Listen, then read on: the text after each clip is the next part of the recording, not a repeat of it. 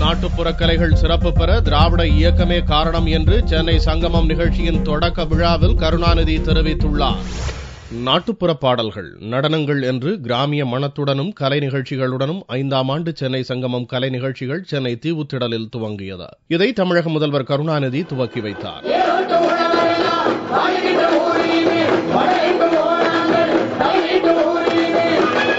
விழாவில் பேசிய முதல்வர் கருணாநிதி, திராவிட இயக்கம் துவங்கிய காலத்தில் அது குறித்து கேலிகள் எழுந்ததாகவும், இப்போது திராவிடம் என்ற பெயர் இல்லாமல் தமிழகத்தில் எந்த ஒரு அரசியல் கட்சியும் தொடங்க முடியாத நிலை இருப்பதாகவும், நாட்டுப்புற கலைகள் வளர்ந்ததற்கு திராவிட இயக்கம்தான் காரணம் என்றும் கூறினார்.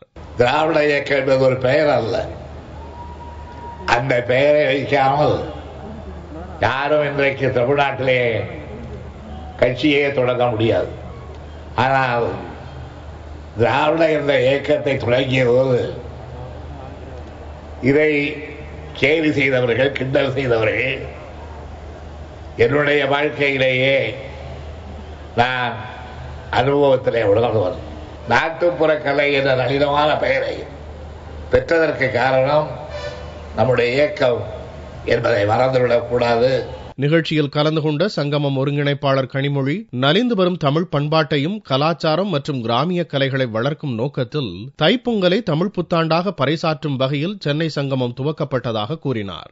கிராமிய கலைகளும் இன்று நகர்ப்புறங்களை தன்னுள்ளே வரித்துக் கொண்டிருக்கக்கூடிய மேலை நாட்டு கலை வடிவங்களையும் வெகுஜன கலாச்சாரத்திலே ஒன்றாக கலந்து விட்டிருக்கக்கூடிய திரை இசை பாடல்களையும் இந்த நிகழ்ச்சியிலே இணைத்து உங்களுக்காக வழங்குகிறோம்.